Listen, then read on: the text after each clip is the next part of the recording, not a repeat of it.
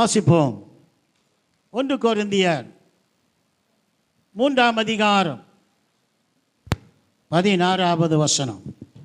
இந்த மாலை கூட்டத்தில் இந்த 7வது ஆண்டு பிரவேசத்துக்குள்ள பிரதிஷ்டை நடந்து 6 ஆண்டு முடிந்து 7வது வருஷம்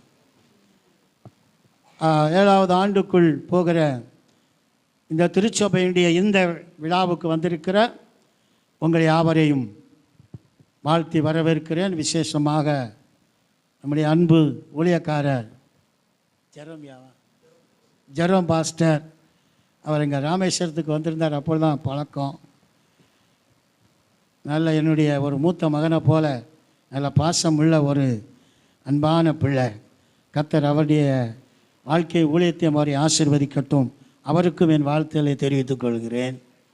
மக்கநாய் திருச்சபை போதகரும் என்னுடைய மருமகனும் ஆயிருக்கிற பாஸ்டர் சாத்ராக், அடுத்து தொடர்ந்து மேசாக் குடும்பத்தார் வந்திருக்கிற ஒவ்வொரு விசுவாச மக்களுக்கும் வாழ்த்துக்கள். நம்ம எல்லாரும் பரலோக ராஜ்யத்துக்கு போகாமல் இருந்துடக்கூடாது. அதுக்கு ஆயத்தமாகணும். அதுதான் முக்கியம். ஒரு அலையிலையா சொல்லுவோமா? உலகத்தில் எதை கொண்டாடுறோமோ எதை திங்கிறோமோ அதெல்லாம் பெருசு இல்லை. பரலோகத்துக்கு மட்டும் போகலை அப்படின்னா அது மாதிரி ஒரு பரிதவிக்கிற நிலைமை பூலோகத்தில் இல்லை. நம்முடைய லட்சியம் அதாக இருக்கணும், நம்முடைய ஓட்டம் அதாக இருக்கணும், நம்முடைய வாழ்க்கை அதாக இருக்கணும். அல்லையா சொல்லுவோமா? வாசிப்போம். 1 கொரிந்தியர் 3:16. நீங்கள் தேவனுடைய ஆலயமாக இருக்கிறீர்கள். You are God's temple. ஆங்கிலத்தில் நாம் இப்போ மக்னாயம் திருச்சபை தான் நாம் 6 ஆண்டு நிறைவேற்றப்பட்டு 7 ஆண்டு பிரவேசத்துக்குள்ளே நம்ம வந்திருக்கிறோம். அப்போது ஒரு ஆலய பிரதிஷ்டை, இது ஒரு 7வது ஆண்டு ஒரு ஆலய பிரதிஷ்டை மாதிரி உள்ளே போகிறோம். இது ஒரு கட்டடம், ஒரு பில்டிங். ஒரு அலையிலையா சொல்லுவோமா? இது மாதிரி எவ்வளோ பெரிய பில்டிங் இருந்தாலும் சபையாக இருந்தாலும் ஆலயம்தான். ஆனால் இந்த ஆலயத்தை பற்றி நான் சொல்ல விரும்பலை. வேதத்தில் அப்போஸ்தலனாகிய பவுல் சொல்லுகிறது, நீங்கள் வாசிங்க, நீங்கள் தேவனுடைய ஆலயமாக இருக்கிறீர்களே. தேவனுடைய ஆவி பாருங்க, 6:16 கூட படிங்க. நீங்கள் தேவனுடைய ஆலயமாக இருக்கிறீர்கள், தேவனுடைய ஆவி உங்களில் வாசமாக இருக்கிறார் என்றும் அறியாதிருக்கிறீர்களா? உச்சாமர் அலையிலையா சொல்லுவோமா? 2 கொரிந்தியர் 6:16 படிங்க. 2 கொரிந்தியர் 6:16.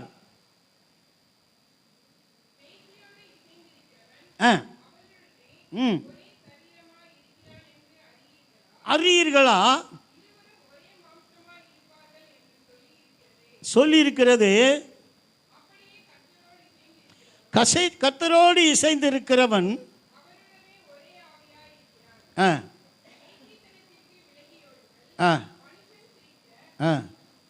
6:16 தானே. தேவனுடைய ஆலயத்துக்கும் விக்கிரகங்களுக்கும் சம்பந்தமேது? நான் அவர்களுக்குள்ளே வாசம் பண்ணி உலாவி அவர்கள் தேவனாயிருப்பேன் என்று தேவன் சொன்னபடி நீங்கள் ஜீவனுள்ள தேவனுடைய ஆலயமாயிருக்கிறீர்கள். ஒரு அல்லேலூயா சொல்லுவோமா? இந்த வசனத்தில் முக்கியமாக பவுல் சொல்லுகிறார், தேவன் சொன்னபடி, மனுஷன் சொன்னபடி இல்லை, இல்லை பவுலே சொன்னபடி இல்லை, இல்லை நாங்கள் யாரும் சொல்கிறபடி அல்ல, தேவன் சொன்னபடி. இங்கே இருக்கிற நாம் ஒவ்வொருவரும் யாரா இருக்கிறோம்? சத்தமா சொல்லுங்க, யாரா இருக்கிறோம்? உண்மையா இருக்கிறோமா? உண்மையா பொய்யங்கிறத போக போக படிக்க போகிறோம். ஒரு அல்லேலூயா சொல்லுங்க பார்க்கலாம். 1 கொரிந்தியர் 3:14 திருப்பி படிங்க. ஏன் ஆண்டவர் சொன்னார் தேவனுடைய ஆலயமாய் நாம் இருந்தால்? 3:16 1 கொரிந்தியர் 3:16 திருப்பி வாசிப்போம். இருக்கிறீர்களே, தேவனுடைய ஆவி உங்களில் வாசமாய் இருக்கிறார் என்றும் அறியாதிருக்கிறீர்கள். அங்கே என்ன எழுதியிருக்கிறது? நீங்கள் தேவனுடைய ஆலயமாய் இருந்தால் உங்களுக்குள்ள யாரு வாசமாய் இருப்பா? சொல்லுங்க, யாரு வாசமா இருக்கணும்? நான் ஆவியானவரை பற்றி சொன்னேன்னா நிறைய சொல்லிட்டு போயிடுவேன். ஆவியானவர், ஆண்டவர் சொன்னால் நான் போயிடுவேன், போன பிறகு பரிசுத்த ஆவியை அனுப்புவேன். பரிசுத்த ஆவியை அனுப்புனா நீங்கள் எனக்கு யாரா வாழணும்?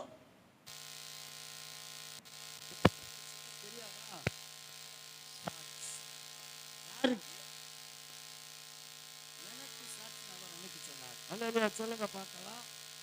அப்போ ஆவியானவர் நாம் தேவனுடைய ஆலயம்னு சொல்லிடுறோம். ஆவியானவர் எனக்குள்ள வாசமா இருக்கிறார் என்று மனக்கு அந்நிய பாஷை பேசிட்டு ஆவியானவர் இருக்கிறார். ஆய்வுக்கு கத்திட்டு ஆவியானவர் இருக்கிறார். பார்த்து நிரம்பி ஒரு வசனம் சொல்றதுக்கு ஒரு ஜபம் பண்ணுறதுக்கு முன்னால ஒரு 50 அந்நிய பாஷை பேசிட்டு ஆவியானவர் இருக்கிறாரு நம்ம நினைக்கிற அவங்க கிட்ட ஆவியானவர் இருக்கிறாருன்னு நம்ம இடம் போட்டுருவாங்க. ஆவியானவர் இருந்தால் நீங்கள் தேவனுடைய ஆலயமா இருந்தால் ஆவியானவர் உள்ள இருக்கிறார். அப்பதான் நீங்க ஆலயம். ஆவியானவர் இல்லைன்னா நீங்களும் நானும் யாரும் கிடையாது. சொல்லுங்க, யாரும் கிடையாது.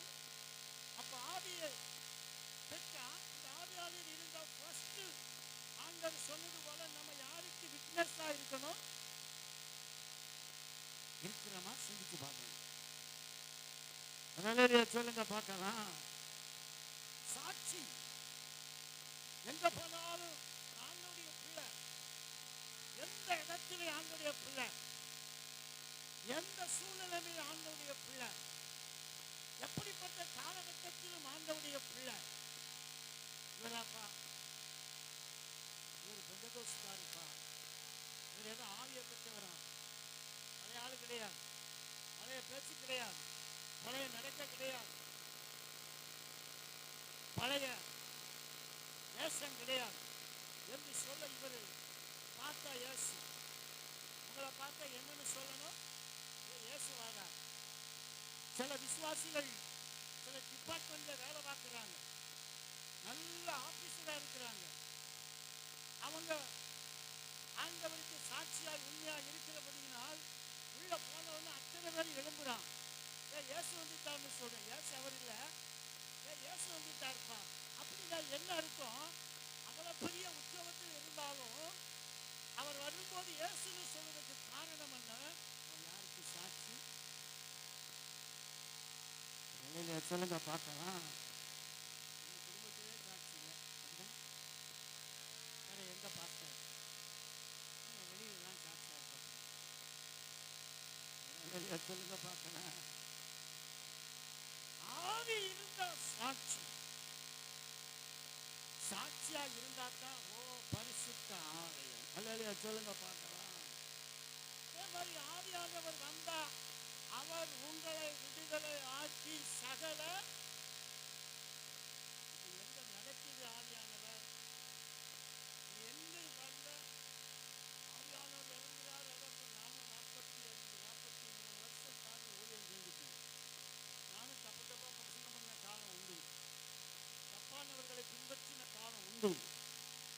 ஆனால் அது அறியாமை காலம். எனக்குள்ளே நாங்களும் ஊழியம் செஞ்சாலும் அறியாமை இருக்கிறது, தப்பா பிரசங்கம் பண்ணது இருக்கிறது, தப்பை பின்பற்றுகிற காலங்கள் உண்டு. ஆனால் ஒவ்வொரு காலத்தில் ஆண்டவர் அப்படி போகும்போது பிடிச்சு நிப்பாட்டி பூசை போட்டு அது ஆபரேஷன் பண்ற மாதிரி பண்ணி உடலெல்லாம் பிடிச்சி எடுத்து சரிப்படுத்துறார். சொல்லுங்க பார்க்கலாம். அதனால உங்களுடைய குடலை நாங்கள் பிடிக்க வேண்டியிருக்கோம். சீல் புதுக்க வேண்டியிருக்கு, இல்லைன்னா வீசிட்டே இருக்கையா. அந்த வாரத்தில் ஞாயிற்றுக்கிழமையில சபையில் பேசினேன். கொத்தனார் நான் தான், ஆசாரி நான் தான். கொத்தனார் வேலையை செய்யறதுக்கு தான் எங்களை நியமிச்சிருக்காரு, ஆசாரி வேலையை செய்ய நியமிச்சிருக்காரு. கொத்தனார் வேலை, ஆசாரிய வேலை எதுன்னு நீங்கள் புரிஞ்சுட்டீங்கன்னா உங்களுக்கு நல்லது. இப்போ நான் விளக்கணும்னா 1 மணி நேரம் போயிடும். நல்ல சொல்லுங்க பார்க்கலாம். அப்போ ஆவியா, அப்போ தேவனுடைய ஆவி நம்மில் வாசமா இருந்தால் நாம் யாரா இருப்போம்? சொல்லுங்க, யாரா இருப்போம்? மலேரியா சொல்லுங்க பார்க்கலாம். மலேரியா சொல்லுவோமா? அப்படியானால் எபேசியர் 2ஆம் அதிகாரம் 21, 22 வசனத்தை வாசிப்போம். எபேசியருக்கு எழுதின நிருபம் 2ஆம் அதிகாரம் 20, 21 வாசிப்போம். என்பவர்களுடைய அஸ்திபாரத்தின் மேல் கட்டப்பட்டவர்களுமாயிருக்கிறீர்கள்.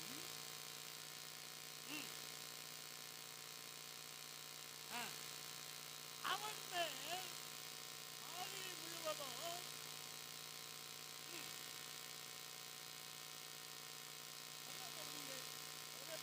நீங்கள் யாருடைய ஆலயமாயிருக்கிறீர்கள்? அப்போ தேவனுடைய ஆலயமாக இருந்தால் அது கட்டப்படணும். சொல்லுங்க பார்க்கலாம். கட்டாம ஆலயமா மாறணும். இது கட்டுவதற்கு எவ்வளவு பிரயாசம், எவ்வளவு பாடு, எவ்வளவு மன உளைச்சல், எவ்வளவு அலைச்சல், எவ்வளவு ஜபம், எவ்வளவு தியாகம். கட்டடம் கட்டுற ஆளுக்கு தான் அதை பற்றி தெரியும். பொசுக்கு எப்படியோ பணத்தை சம்பாதிச்சு பொசுக்குன்னு வாங்குறவங்களுக்கு அவங்களுடைய வேலை தெரியாது, பாடு தெரியாது, பிரயாசம் தெரியாது. ஒரு அலையில சொல்லுவோமா? அதே போல 1ஆம் நூற்றாண்டில் திருச்சபைகளை ஸ்தாபித்த கடந்து போன பரிசுத்தவான்களுக்கு தான் சபையுடைய மேன்மை, சபையுடைய உபதேசம், சபையுடைய சத்தியம், சபையுடைய குவாலிட்டி தரம் என்பது கடந்து போன பரிசுத்தவான்களுக்கு தான் தெரியுமே ஒழிய இப்போது இருக்கிற என்னை போன்ற மக்களுக்கு அதிகமாக தெரியாமல் இருக்கலாம். அல்லேலூயா. நீங்கள் வீட்டை விளக்குறாங்க கூட பார்வைக்கு தெரியாது. ஆனா இந்த கட்டி பார்த்தா தான் உங்களுக்கு தெரியும். அதே போல ஆலயமாய் நம்ம மாறணும். அப்படியானால் அவன் மேல் கட்டப்படணும். எதுக்குனாலே கட்டப்படக்கூடாது. ஒரு சில முக்கியமான கருத்தை மட்டும் சொல்லுங்க. இப்ப இதிலே அழகாக எழுதியிருக்கிறது, அவன் மேல் கட்டப்பட வேண்டுமானால் 21 வசனத்தை திருப்பி வாசிங்க. ஒன்று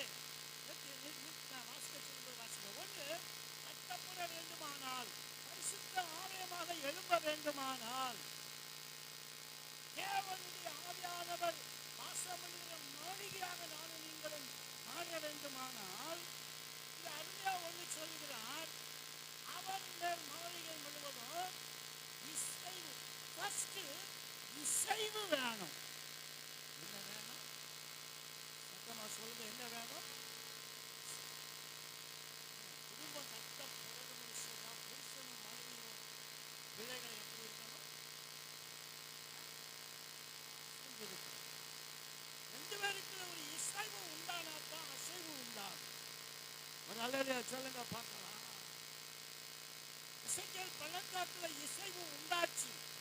தீர்க்க தரிசனத்தினால் அசைவு உண்டாகுது. அப்புறம் எலும்பு சேருது, ரசம் உண்டாகுது, நரம்பு உண்டாகுது, சேலையா நிக்குது. அப்புறம் ஆவி. ஒரு அல்லேலூயா சொல்லுங்க பார்க்கலாம். அப்போ இசைவு வேணும். என்ன வேணும்? இசைவு. புத்தகம் 26:17 படிச்சீங்கன்னா வாசிங்க பார்க்கலாம். வேகமா வாசிங்க. யாத்திராகமா 26:17.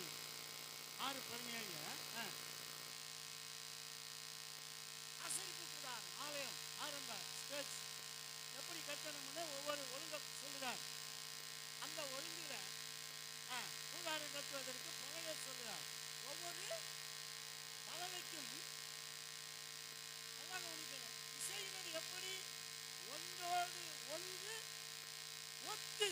அப்ப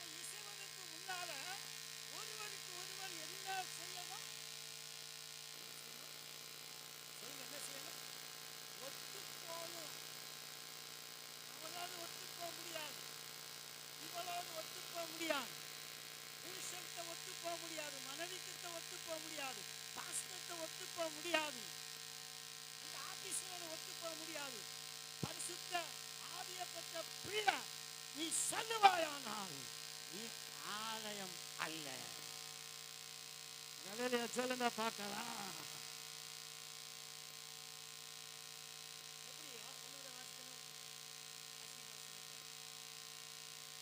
ஒத்து இசைக்கப்படும். ஏற்கனவே சொன்னா இந்த ஆலயம் கட்டப்பட்ட போது கட்டிக்கிட்டே வரும். கொத்தனார் வேலை நடக்குது, செங்கல் வேணும். நல்ல செங்கல் எடுத்து ஒரு கொத்தனார் கையில கொடுக்கிறான். அவர் வச்சு பார்க்கிறார், இது இசைய மாட்டேங்குதுப்பா. நல்ல செங்கல் தான், அது இசைக்கு என்ன? கொத்தனார் என்ன செய்யணும்?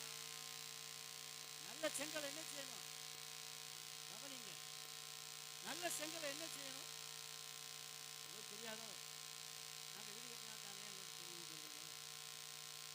உடைப்பார்.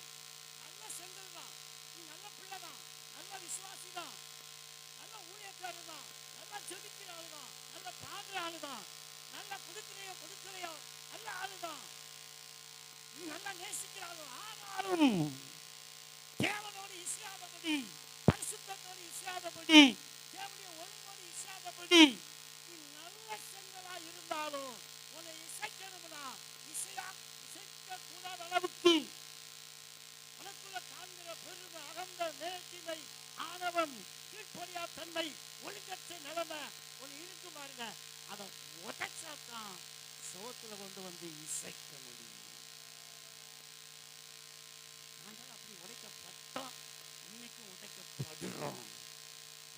சொல்லுங்க பார்க்கலாம். ஆண்டவர் இயேசுவின் மேல் மாளிகையாய் கட்டப்பட, அப்படி கட்டப்பட்ட ஆலயம் தான் வெளிப்படுத்தின விசேஷத்துல கடைசி அதிகாரத்துல பரலோகத்திலிருந்து இறங்கி வருகிறதை பார்க்கிறோம். அங்க இயேசு வாசம் பண்ணுகிறதை பார்க்கிறோம். கண்ணீர் துடைக்கப்படுகிறதை பார்க்கிறோம். அலறல் இல்லை, கஷ்டமில்லை, துன்பமில்லை என்று எழுதப்பட்டிருக்கிறது. ஒரு அலறியா சொல்லுவோமா?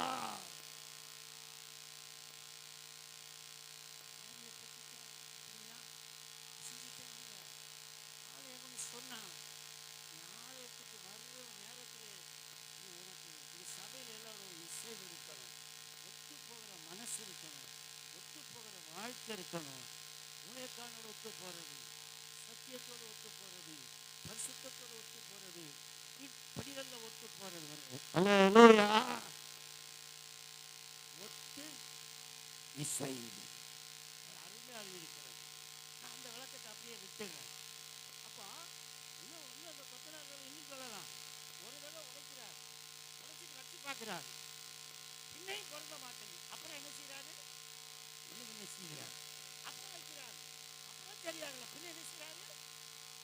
அப்ப அடிக்கடி நீங்க உடைக்க முடியல, அடிக்கடி வேதனை, அடிக்கடி நஷ்டம், அடிக்கடி துன்பம், அடிக்கடி இழப்பு, அடிக்கடி கடன், எழுப்ப முடியல. ஏன் ஐயா?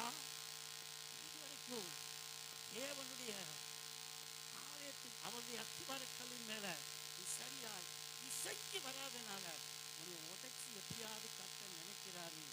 நீ இப்படி இசைக்கிட்டனா உனக்கு வாழ்வு ஏமாகிறது.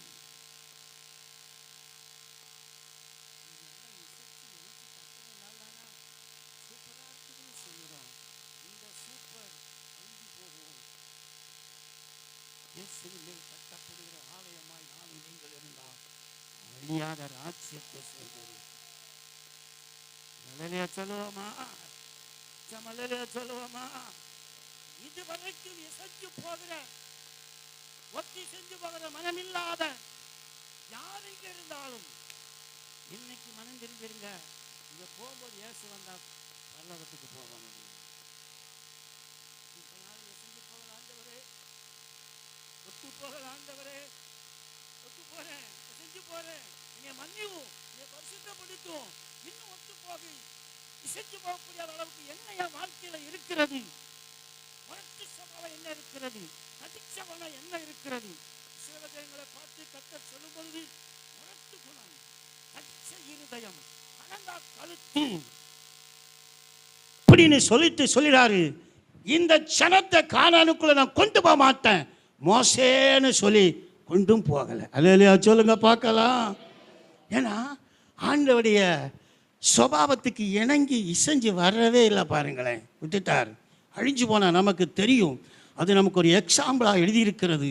ஆனால் ஆண்டவர் வருகை நெருங்கி கொண்டிருக்கிற இந்த காலத்தில் அவருடைய ஆலயம் என்று சொல்கிற நானும் நீங்களும் சத்தியத்துக்கு இசைஞ்சு பரிசுத்தத்துக்கு இணைஞ்சி நமக்கு ஏற்படுத்தி வைத்திருக்கிற ஊழியக்காருக்கு இசைஞ்சு ஒத்து போகலைன்னா நம்ம கிறிஸ்துவின் மேலே கட்டப்படவே முடியாது. அல்லேலூயா சொல்ல மாட்டேல? சாமா அல்லேலூயா சொல்லுங்க பார்க்கலாம். சரி, நான் அதை சொல்லிட்டே போவேன். ரெண்டாவது பாருங்க, இசைவாய் ஒத்து வரணும், இசைஞ்சு வரணும். அப்புறம் தான் என்ன நடக்குது? இணைக்கப்பட்டு இணைப்பு உண்டாகும். ஒரு அல்லேலூயா சொல்லுங்க பார்க்கலாம். அட்டாச்மெண்ட் ஆங்கிலத்தில் இல்லை, ஜாயிண்ட். வண்டியில் போகிறோம், கீழே விழுறோம்,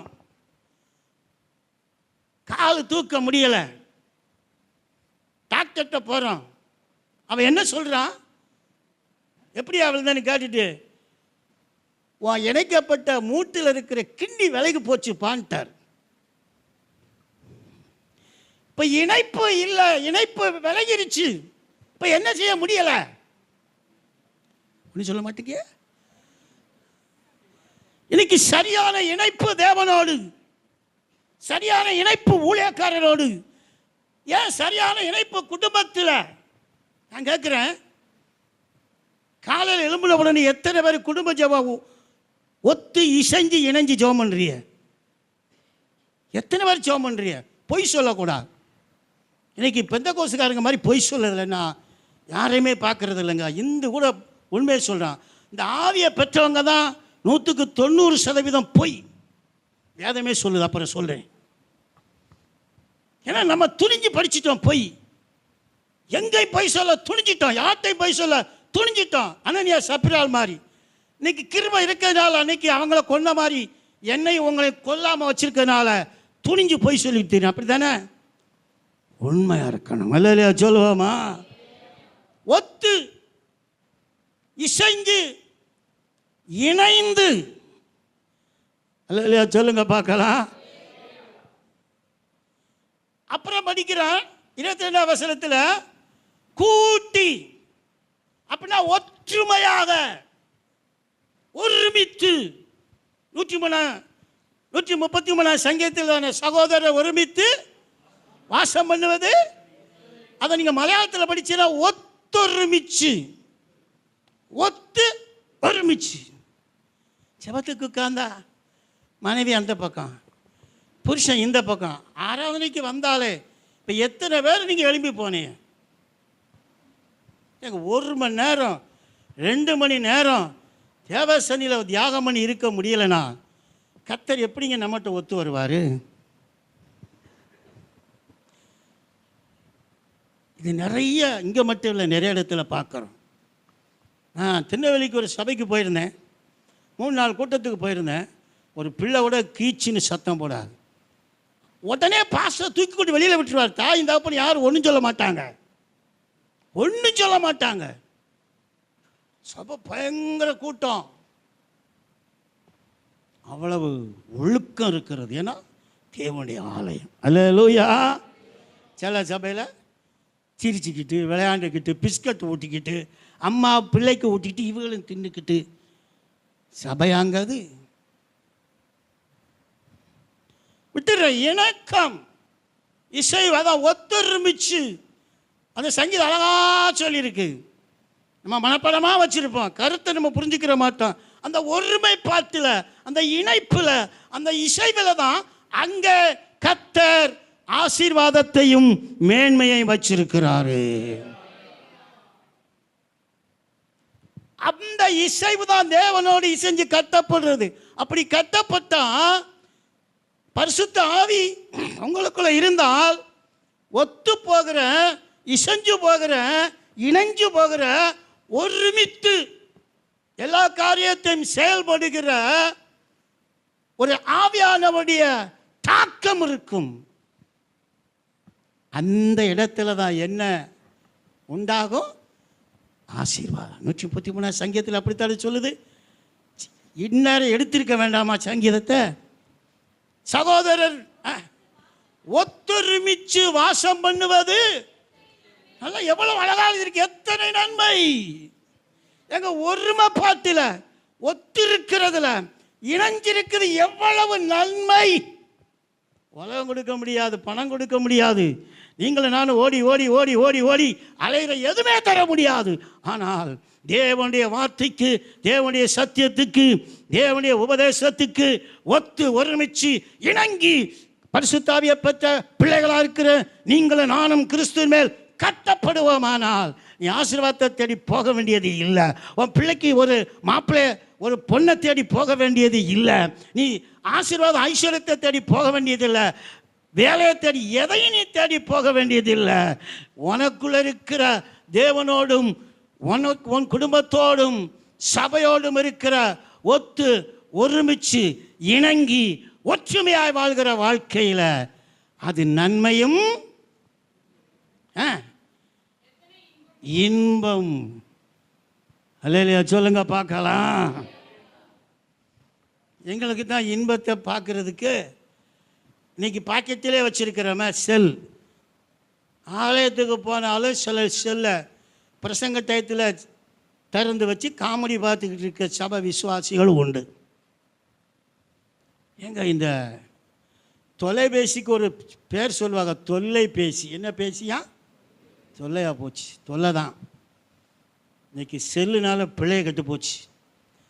செல்லுனால ஜெபம் இல்லை, ஆராதனை இல்லை, வேத வாசிப்பு குறைஞ்சிருச்சு, பயபக்தி குறைஞ்சி போச்சு. சாத்தான் எதெல்லாம் ஏதேன் தோட்டத்தில் கொண்டு வந்து இவங்களை தேவனை விட்டு பிரிக்கலாம், எப்படி தேவனை விட்டு தூரப்படுத்தி அழிக்கலாம், பாவத்தை செய்ய வச்சு நரகத்துக்கு போக்கடிக்கலாம் நினச்சி ஏதேன் தோட்டத்திற்கு உள்ள நினச்சி ஒரு சொல்லுனால எதை கொண்டு வந்தானோ அதுபோல் ஒன்று ஒன்றா ஆவிக்குரிய வாழ்க்கையில் நுழைச்சிட்டான். ஒரு அல்லேலூயா சொல்லுங்க பார்க்கலாம். நான் கூட டச்சு செல் வச்சுருக்கிறேன், எனக்கே அது மனசாட்சிக்கு தப்பு. ஆனால் நான் நிறைய பைபிள் இதில் ஸ்டோர் பண்ணி வச்சுருக்கேன் எனக்கு வேதத்தை தியானிப்பதற்காக. ஆனால் சில பெரிய பரிசுத்தவான்களை நான் பார்க்குறேன், அவங்க டச்சு செல்லே கிடையாது, சின்ன செல் வச்சுருக்கிறாங்க. நான் கூட ஒரு இந்த செயின் போட்ட வாட்சி கட்டி இருக்கிறேன், ஆனால் ஆராதனையில் அப்படி கட்டிக்கிட்டு இருக்க மாட்டேன். ஆனால் அந்த தேவ மனுஷர்கள் கையில் கூட கட்ட மாட்டாங்க, பாக்கெட்டில் போட்டிருக்கதை பார்த்துருக்கிறேன். ஆனால் இன்னைக்கு எப்படி போய் கொண்டு இருக்கிறது பாஸ்டர்மார், கோல்டு வாட்சி, 5 விரல் 5 மோதிரம், சொல்ல வேண்டாம். தேவ பிள்ளையே, அதுக்கெல்லாம் மனுஷன் நேரத்தை செலவழிக்கிறான், அதுக்கெல்லாம் விசுவாசி நேரத்தை செலவழிக்கிறாங்க. ஆனால் ஒத்தொருமிச்சு ஆலயத்துக்கு வர, ஒத்தொருமிச்சு ஒரு குடும்ப ஜெபம் பண்ண, ஒத்தொருமிச்சு தன்னுடைய குடும்ப வாழ்க்கையை கட்டி எழுப்ப எத்தனை பேர் தங்களை அர்ப்பணிச்சிருக்கீங்க? அப்படி அர்ப்பணிச்சா அது எத்தனை நன்மையும் அடுத்து ஆனது.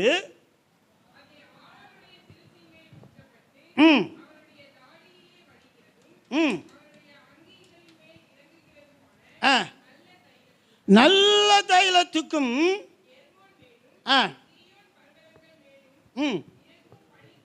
ஒப்பா இருக்கிறது. அந்த விளக்கத்தை இப்ப சொல்ல நேரம் இல்லை. அடுத்து அங்கே கர்த்தர் என்னென்றைக்கு நல்லா கவனிங்க. இன்னைக்கு இல்லை, 1ஆம் தேதி மட்டும் வாக்குத்தத்தம் கேட்டுட்டு போயிட்டு அந்த வாக்குத்தத்தத்துக்கும் வாழ்க்கைக்கும் சம்பந்தம் இல்லாம 1ஆம் தேதி அந்த மாசம் முழு வந்துடுதுல.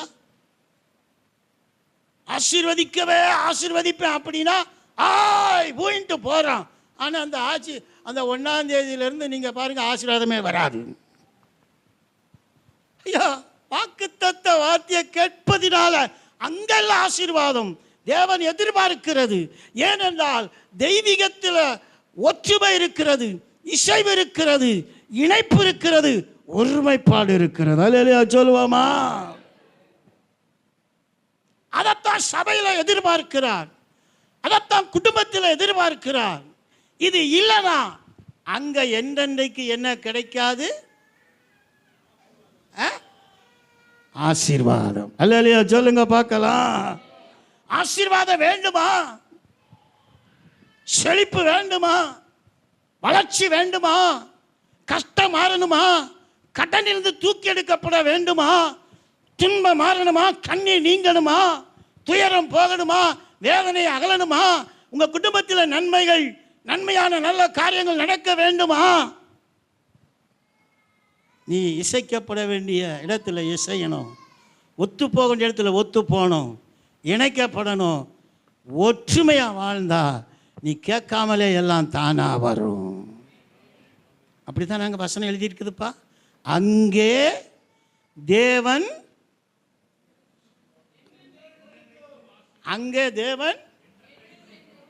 இன்னைக்கு மட்டுமில்ல, 5 நாளுக்கு மட்டுமல்ல, அப்புறம் ஆசீர்வாதம் இல்லைன்னு இல்லை.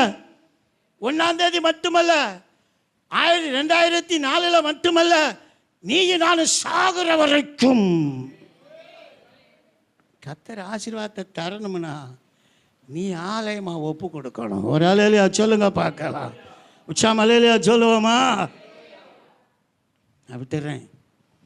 ஆலயத்துடைய தாக்கத்தை பற்றி ஒரே ஒரு பகுதியை வேகமாக சுட்டி காட்டிட்டு நான் நிறுத்துறேன். உச்சாம் அலையிலையா சொல்லுங்க பார்க்கலாம். சரி, ஆலயம் ஆகணும்னா 3 காரியம் 4 காரியத்தை சொன்ன. ஒன்று என்ன வேணும்? ஒத்து போகணும், இசையணும், இணையணும், ஒன்றாகணும். 4 காரியம். அல்லேலூயா சொல்லுங்க பார்க்கலாம்.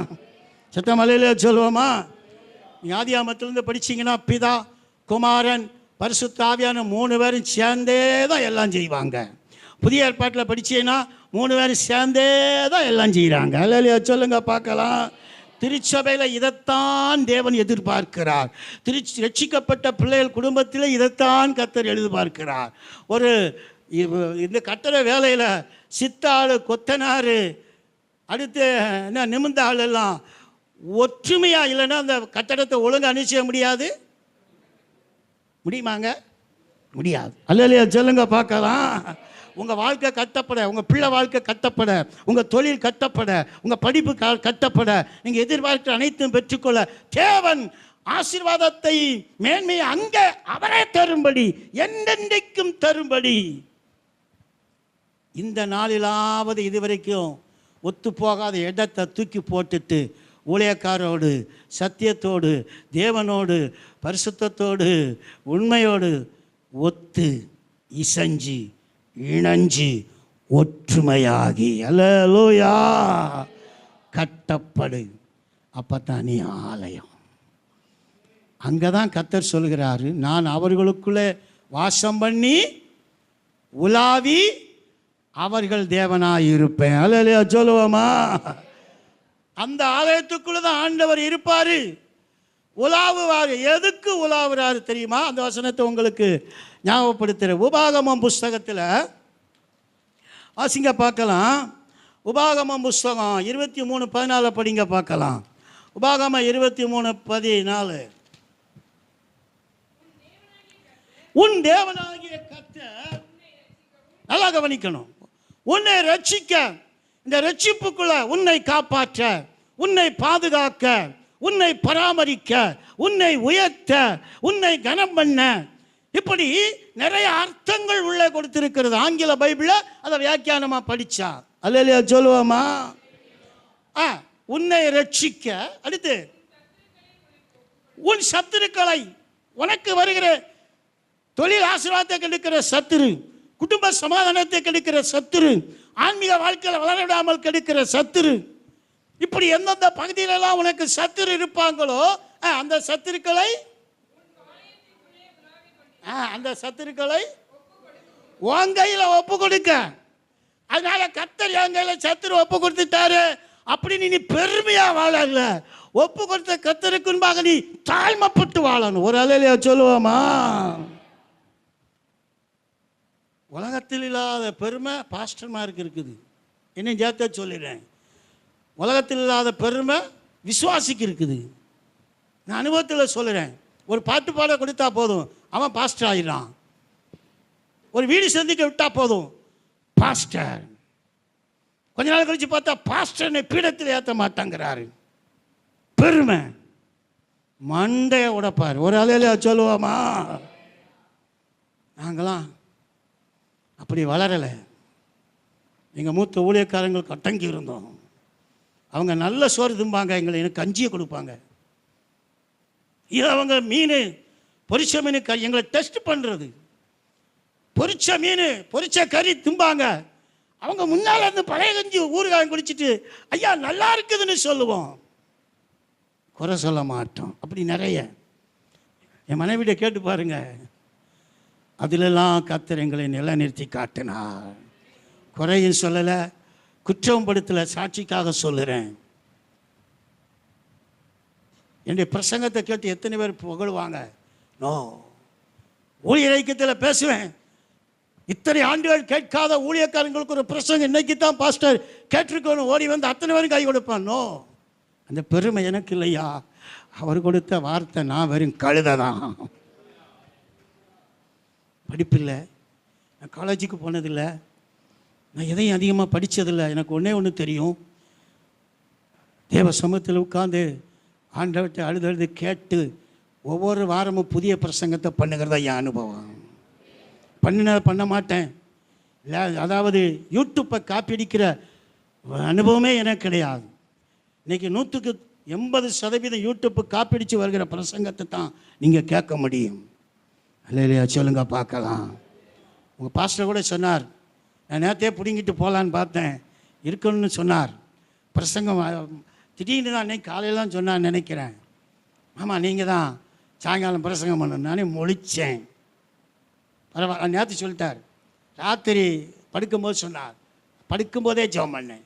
என்ன பேசின ஆண்டவரே திடீர்னு சொன்னார். அப்போ தான் இந்த வார்த்தையை கர்த்தர் ஞாபகப்படுத்தினார். நீங்கள் யாரு?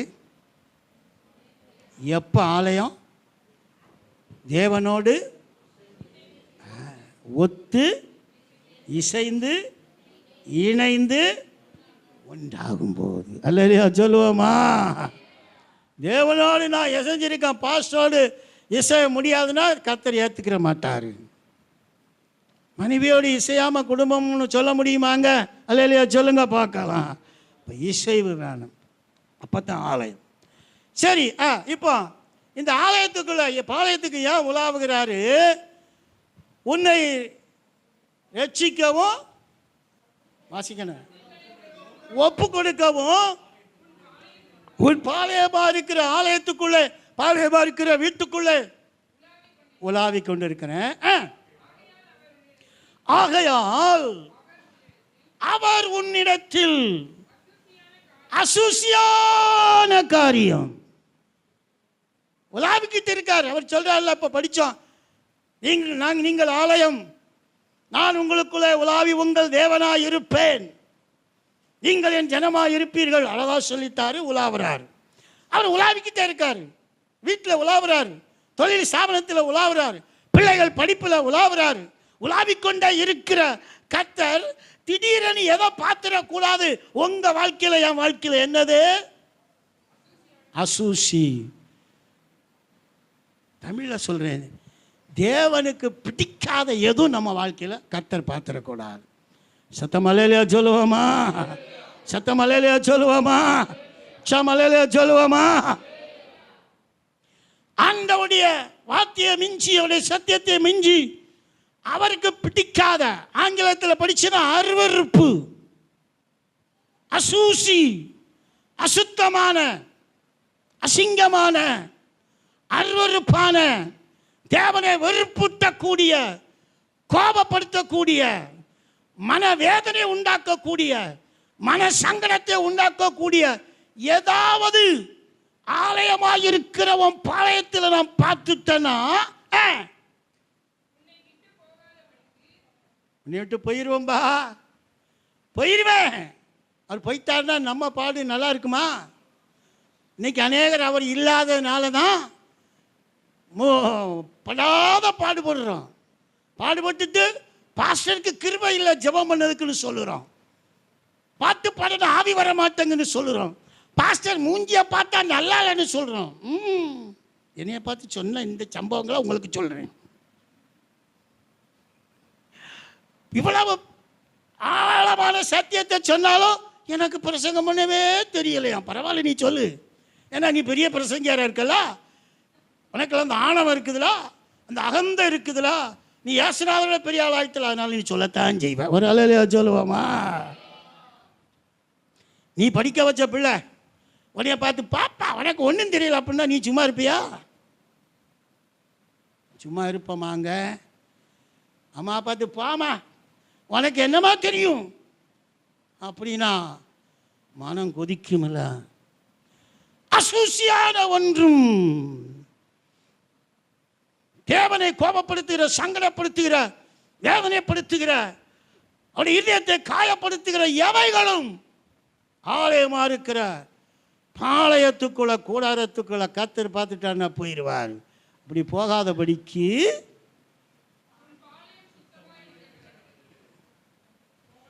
ஏன் தெரியுமா? வாசிங்க.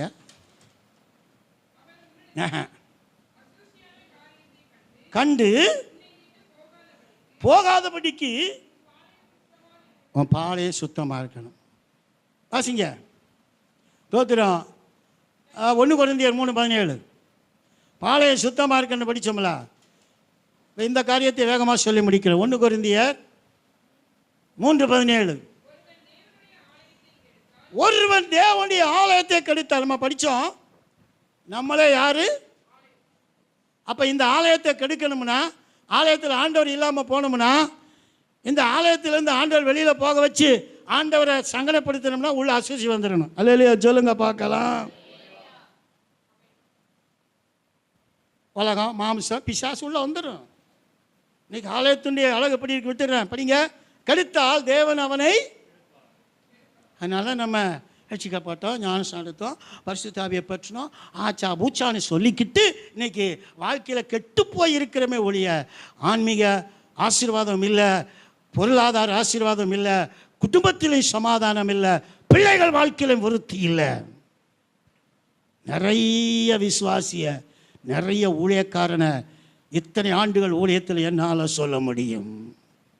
அல்லேலூயா சொல்லுங்க பார்க்கலாம். சாமலையிலையா சொல்லுவோமா? தேவ பிள்ளையே, ஏன் ஆண்டவர் எனக்கு இந்த வார்த்தை ராத்திரி கொடுத்தார்னு தெரியாது. நீ ஆண்டவருடைய ஆலயமாகுவதற்கு ஆண்டவர் உன்னை விட்டு போனபடியினால் நீ அனுபவிக்கிற வேதனை, நஷ்டம், இழப்பு, பாடுகள், துன்பம், துயரம், குறைவுகளை அனுபவித்துக் கொண்டு புலம்பிக் கொண்டிருக்கிறாய் அல்லவா? வெளியில வேஷம் போட்டு பந்தா காட்டிக் கொண்டிருக்கிறாய் அல்லவா? அதெல்லாம் விட்டுட்டு மனம் திரும்பி ஆண்டவரே உம்முடைய ஆலயமாய் மாற்றுவதற்கு உம்முடைய வார்த்தையின்படி என்னை அர்ப்பணிக்கிறேன் என்று ஒப்பு கொடுத்து இன்றைக்கு தீர்மானம் பண்ணி போனால் அங்கே கர்த்தர் ஆசீர்வாதத்தையும் நன்மையை கட்டளையிடுவார். அல்லேலூயா. மக்னாயி சபை மட்டுமல்ல, நீங்கள் ஒவ்வொரு ஆலயம் உங்கள் வாழ்க்கை அப்படி கட்டி எழுப்புவார். அடுத்து அப்ப தேவனுடைய ஆலயம் ஏன் எப்படிப்பட்டது? பரிசுத்தம். சத்தம் அல்லேலூயா சொல்லுங்க பார்க்கலாம். உச்சம் அல்லேலூயா சொல்லுங்க பார்க்கலாம். பரிசுத்தம் ஐயா. ஏனென்றால் நம்முடைய தேவன் யாரு? நான் பரிசுத்தராய் இருக்கிறது பால எனக்கு ஏற்ற பரிசுத்தவான்களா இருக்கணும். மணவாளனுக்கு ஏற்ற மணவாட்டி. பொண்ணு பார்த்தா நல்லா படிச்சிருக்கிற பிள்ளைன்னா டாக்டர் படிச்சிச்சுன்னா டாக்டர் பையன் வேணும், என்ஜினியர் படித்தா என்ஜினியர் பையன் வேணும், அவன் நல்லா அழகாக இருக்கணும், முடியெல்லாம் வச்சிருக்கணும், அதே மாதிரி பெண்ணு செக்கச்சவேன்னு இருக்கணும், படிச்சிருக்கணும், இவ்வளோ கொண்டு வரணும் அப்படின்னு உலகத்தில் விசுவாசிய ஊழியக்காரனே விரும்புகிறான். சரி, அப்போ என் ஆண்டவர் நீ நான் எப்படிப்பட்ட மனவாட்டியா இருக்கணும்னு அவர் விரும்பாமல் இருப்பாரோ? அல்லேலூயா சொல்லுங்க பார்க்கலாம். பரிசுத்தம். வேதத்துடைய அஸ்திவாரமே பரிசுத்தத்தில் தான் இருக்குது பிரதர். வேதத்துக்கு நங்கூரம் பரிசுத்தத்தில் தான், வேதத்துக்கு ஆணி பரிசுத்தத்தில் தான். பரிசுத்தம் இல்லாத எந்த சபையும், பரிசுத்தத்தை நாடாத எந்த விசுவாசியும் ஊழியக்காரனும் பரலோகத்துக்கு எட்டி கூட பார்க்க முடியாது. ஏனென்றால் பரிசுத்தம் இல்லாமல் அவருக்கு பிரியமா இருப்பது கூடாது, முடியாது. அல்லேலூயா சொல்லுங்க பார்க்கலாம். ஒரு 7 காரியத்தை நான் உங்களுக்கு சொல்லுறேன். பரிசுத்தத்துக்குள் 35 காரியம் இருக்கிறது. ஸ்தோத்திரம். ஒரு 7 காரியத்தை உங்களுக்கு சொல்லுகிறேன். பரிசுத்தம் இருந்தால் பரிசுத்தத்தின் தாக்கம் எப்படி இருக்கணும்? பரிசுத்தம் இருந்தால் பரிசுத்தம் இருக்கிற இடத்துல பாவம் வர முடியாது, பாவம் செய்யவே முடியாது. ஒன்று புரியுதா? புரியுதா? புரியலையா? பரிசுத்தம் இருந்தா என்ன வராது? பாவம் வராது, பாவம் செய்ய முடியாது. யோசேப்பு சொல்றான் இல்லையா, நான் எப்படிப்பா இந்த பாவத்தை செய்வேன்? ஒரு அலையிலையா சொல்லுங்க பார்க்கலாம். எதா இருக்கலாம். ஆதியாகமம் 4:7 நீங்க படிச்சீங்கன்னா பாவம் என்கிற தலைப்பில் 175 தடவை நான் நினைக்கிறேன் நோட்டில் எழுதி வச்சிருக்கிறேன். பாவம் பாவம். நான் ஒரு தடவை என் விசுவாசி கிட்ட எல்லாம் எழுதி வச்சுட்டு சொன்னேன், நான் வசனத்தை சொல்லுவேன், நீ பாவம்னு சொல்லணும். நான் வசனத்தை சொல்லுவேன், பாவம்னு சொல்லணும். நான் சொன்னேன், சொல்லிக்கிட்டே இருந்தேன், பாவம் பாவம் பாவம். கத்துனாங்க. நீ இதை ஒத்துக்கிட்டனா மனம் திரும்பிடு, பரலோகத்துக்கு ஆயத்தமாயிருவேன். தலையிலையா சொல்லுங்க பார்க்கலாம். இப்போ எல்லாம் சொல்ல முடியாது. நீ அந்த நோட்டு நான் கொண்டு இல்லை, எனக்கு இப்போ ஞாபகத்தில் இல்லை. முக்கியமான ஒரு 4 காரியத்தை சொல்லி, எது பாவம்? ஆதியாகமம் 4:7 சீக்கிரமா படிங்க. நன்மை செய்தால் மேன்மை இல்லையோ, நன்மை செய்யாமல் இருந்தால் பாவம். விபச்சாரம் தான் பாவம் நினைக்கிறோமோ, குடிக்கிறதா பாவம் நினைக்கிறோம், அடிக்கிறது பாவம் நினைக்கிறோம், விக்கிரகத்தை கும்பிடுறா பாவம் நினைக்கிறோம். தேவ பிள்ளையே, பரிசுத்த ஆவியை உனக்குள்ள தந்து ஆலயமாக்கி நீ நன்மை செய்யணும், நற்கிரியை செய்வதற்கென்றே ஆவியானவரால் சிருஷ்டிக்கப்பட்டிருக்கிறாய் என்று கொலோசியர் நிருபத்தில் எழுதப்பட்ட வசனத்தை உனக்கு தந்து வைத்திருக்கும் பொழுது நீ ஆலயமாயிருக்கிற நீ நன்மை செய்யாமல் இருப்பதே பாவம். அல்லேலூயா சொல்லுங்க பார்க்கலாம். புட்டுங்கிறதுலே சிலர் இருப்பாங்க, புட்டுங்கிறது அப்புறதுலேயே பாவம். ஐயா யாக்கோபு 4:17 அழகா சொல்லுகிறார். யாக்கோபு 4:17 அழகா வேகமா வாசிங்க, வாசிங்க. 4:17 ஆதலால் நன்மை செய்ய அறிந்தவனாயிருந்து, நல்லா கவனிங்க, செய்யாமல் போனால் நன்மை செய்ய தெரியாதா? ஏழைக்கு நன்மை செய்ய தெரியாதா? தசமபாகம் கொடுக்கன்னு தெரியாதா? காணிக்கப்படன்னு தெரியாதா? ஊழியத்தை தாங்கன்னு தெரியாதா? ஏழைக்கு கொடுக்கன்னு தெரியாதா? பிள்ளைக்கு கல்யாணம் பண்ணன்னு தெரியுது, வீடு கட்டன்னு தெரியுது, பைக் வாங்கன்னு தெரியுது. ஐயா, ஆண்டவருடைய அபிஷேகம் தந்திருக்கிற உனக்குள்ள நன்மை எதுன்னு கண்டுபிடிச்சு உனக்கு நன்மை செய்ய தெரியலன்னு சொன்னா நீ தெரிஞ்ச பாவம் செய்யற. ஒரு அலையில சொல்லுங்க பார்க்கலாம். யாரும் தெரியாம பாவம் செய்யலைங்க, நானும் தெரியாம பாவம் செய்யல, தெரிஞ்சுதான் பாவம் செய்யறோம். அப்படித்தானே? தெரியாம நம்ம ஜெபம் பண்ணும்போது சொல்லுவோம், அறியாமல் செய்த பாவம் பொய், அறிஞ்சுதாங்க பாவம் செய்யறோம். யாரும் அறியாம செய்யறேன்னு சொல்ல முடியுமா? சொல்ல முடியுமா? அறியாமையுடைய காலம் மனம் திரும்பாத காலம். இப்போ ஆண்டவரை இயேசு சத்தியத்தை அறிஞ்சிட்டோம். அறிஞ்ச பிறகு பிரமாணம் கொடுக்கப்பட்டாச்சு, சத்தியம் கொடுக்கப்பட்டாச்சு, அறிஞ்சுதான் பாவம் செய்தோம். அதான் அறிந்தும் அது செய்யாமல் இருந்தால் பாவம். அல்லேலூயா. அறிஞ்சிட்டு செய்கிறது பாவம். பாவம். எத்தனை பேர் இருக்கியா நன்மை செய்ய தெரியணும், செய்யாமல் இருக்கீங்களா?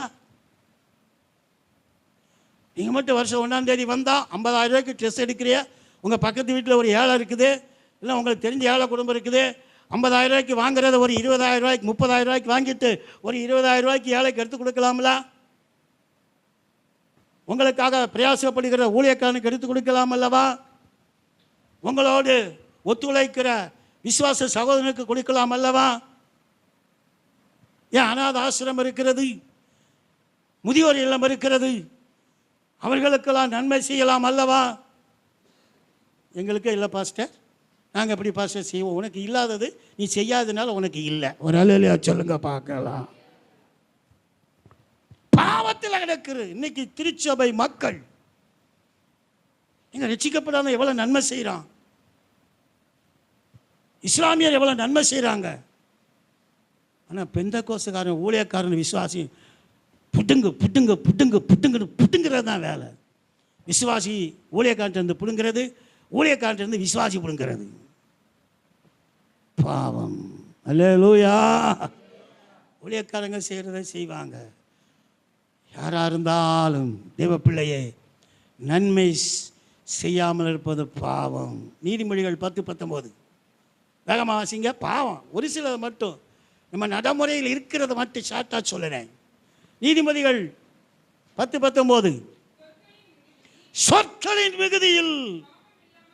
அப்போ சும்மா உட்காந்து அரட்டடிச்சு பேசுகிறேன் பாருங்க. கூட்டம் கூடிட்டா பேச்சு, என்னென்ன பேச்சு, என்னென்ன வார்த்தை. கூட்டம் கூடி இயேசுவை பற்றி பேசக்கூடிய என்ன வருதா? பிரதர் சிஸ்டர், ஆண்டவர் இப்படி சொல்லியிருக்கிறார். தம்பி மாதிரி கூடுறிய, தங்கச்சி மாதிரி கூடுறிய, ஐயா மாதிரி கூடுறிய, கூடும்போது ஐயா ஆண்டவர் இப்படி சொல்லியிருக்காரு, நம்ம அப்படி வாழ்கிறோமா? ஆண்டவரை பற்றி பேசுகிற நிலைமை இருக்கிறதா? இல்லை.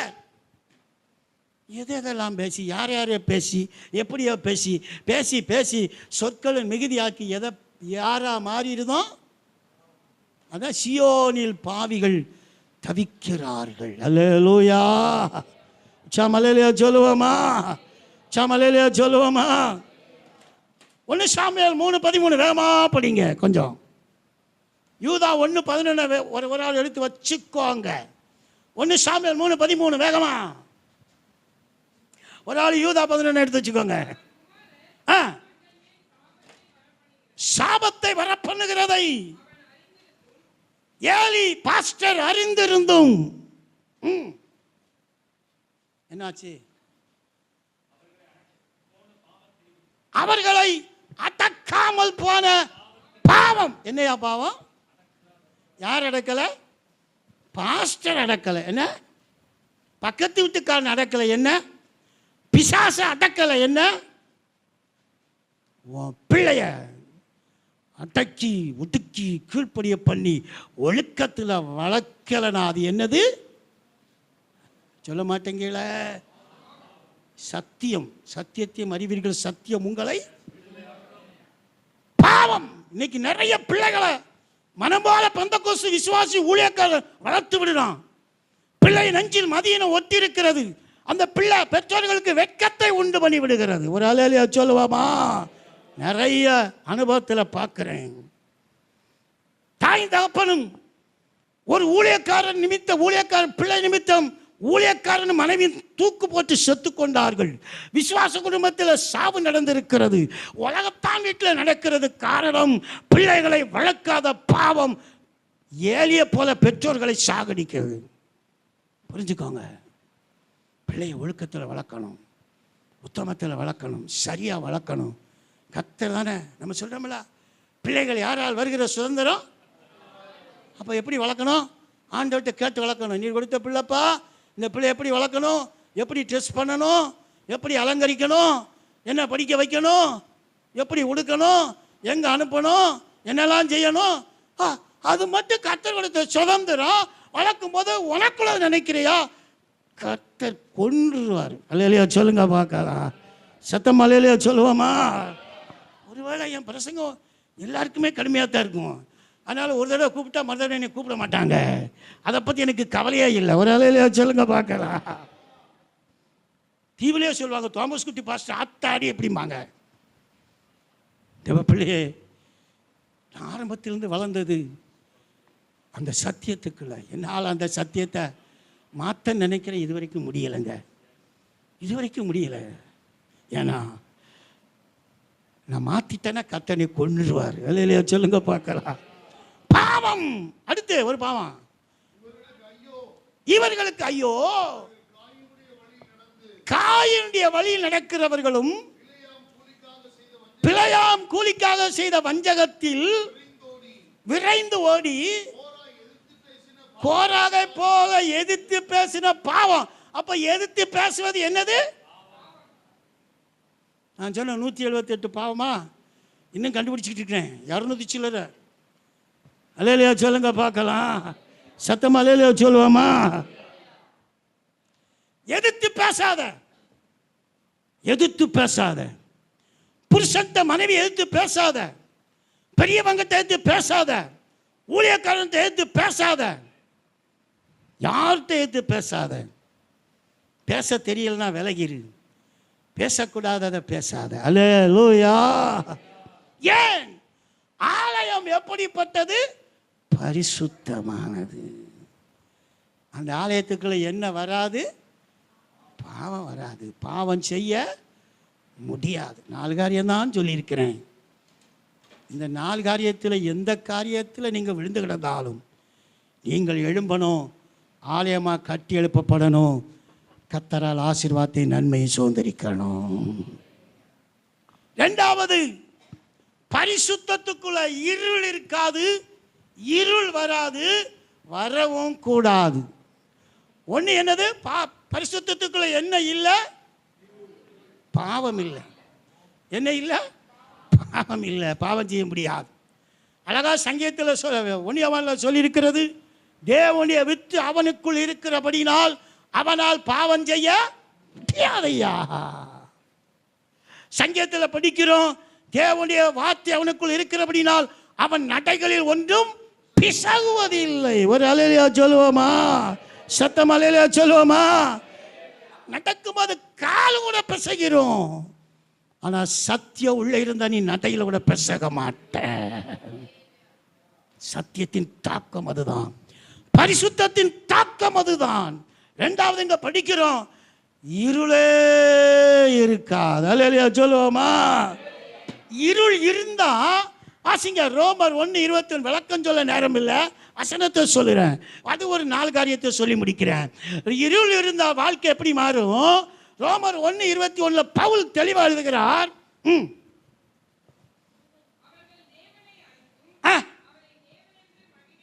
தேவனை அறிந்தும் ஆராதனை அறிந்தும் ஜெபிக்க வேண்டும் என்று அறிந்தும் கொடுக்க வேண்டும் என்று அறிந்தும் குடும்ப ஜெபம் பண்ண வேண்டும் என்று அறிந்தும் உண்மையாய் வாழ வேண்டும் என்று அறிந்தும், இதுதான தேவன். பரிசுத்தமாய் வாழ வேண்டும் என்று அறிந்தும், நீதியை செய்ய வேண்டும் என்று அறிந்தும், ஒழுக்கத்தை கடைபிடிக்க வேண்டும் என்று அறிந்தும், இதுதான் அவர்கள் தேவனை அறிந்தும். அப்படிப்பட்ட செயலை செய்து தேவனை மகிமைப்படுத்தாமல் தோத்தறியாமல் தோத்திரம் பண்ணிட்டா போதுமா? தோத்திரம் பண்ணிடுறோம், கள்ள தோத்திரம். ஒரு அல்லேலூயா சொல்லுவோமா? எரேமியாவில் வசனம் இருக்கிறது, யூதா என்கிற துரோகி கள்ளத்தனமா மனம் திரும்பினாலாம். எப்படி? கள்ளத்தனமா மனம் திரும்பி, கள்ளத்தனமா அந்நிய பாஷை, கள்ளத்தனமா ஜெப, திருச்சபைக்கு ஆகாத ஒன்று, பரிசுத்தத்துக்கு ஆகாத ஒன்று, பரிசுத்த தேவனுக்கு பிடிக்காத ஒன்று. உனக்கு எனக்கு அது பிடிக்க கூடாது. அல்லேலூயா சொல்லுங்க பார்க்கலாம். சத்தம் அல்லேலூயா சொல்லுவோமா? தங்கள் சிந்தனை ஆராதனைக்கு போல கர்த்தர் கோச்சிக்கிறவாராக்கும். ஆராதனைக்கு ஆராதனை நம்ம சிந்தனை ஒன்று திசை திருப்புது, அதை விட்டுறேன்.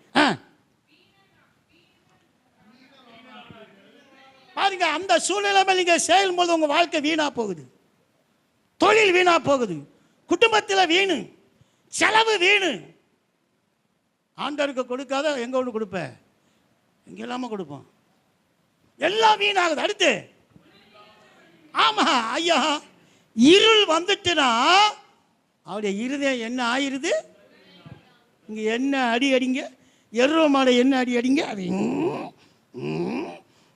அது போகும், வலிக்கவே வலிக்காது. சில விசுவாசிக்கு எத்தனை பிரசங்கம் பண்ணினாலும் இருள். ஒரு அல்லேலூயா சொல்லுங்க பார்க்கலாம். சத்தம் அல்லேலூயா சொல்லுவோமா? 1 அதிகாரம் ஆதியாகமம் 1:2 படிங்க. இருள் இருந்தால் என்ன நடக்கும்?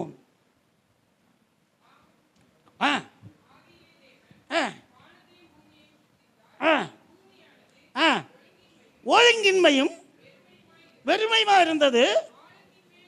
அப்ப இருள் இருந்த இடத்துல என்ன இருக்குது? ஒழுங்கின்மை. ஒழுங்கின்மை வந்துருச்சுன்னா என்ன வந்துருது? ஒண்ணு இருக்காது. அல்லேலூயா சொல்லுங்க பார்க்கலாம். ஒழுங்கில்லாத வாழ்க்கை, ஒழுங்கில்லாத நடக்க, ஒழுங்கில்லாத செயல்பாடு, ஒழுங்கில்லாத பேச்சு. சிலர் பிள்ளைகிட்ட என்ன பேசுனே தெரியாம பேசுவான். ஊழியர்கிட்ட என்ன பேசணும்னு தெரியாமல் பேசுவான், மனைவிக்கிட்ட என்ன பேசணும்னு தெரியாமல் பேசுவான். வேதத்தில் ஒரு வசனம் இருக்கிறது, தோத்திரம், யோபு 37:19 நீங்கள் படிங்க. யோபு 37:19 படிங்க. ஆசிங்க வேகமா ஒரு 2-3 காரியத்தை சொல்லணுமே. சத்தியத்தை உங்களுக்கு கற்றுத்தரதான். எதுக்கெல்லாமா நேரம் செலவழிக்கிறேன், எதுக்கு நேரம் செலவழிச்சு ஆசீர்வாதம் ஒரு அலையிலையா சொல்லுவோமா? வேகமா வேகமா. யோபின் புஸ்தகம் 37:19.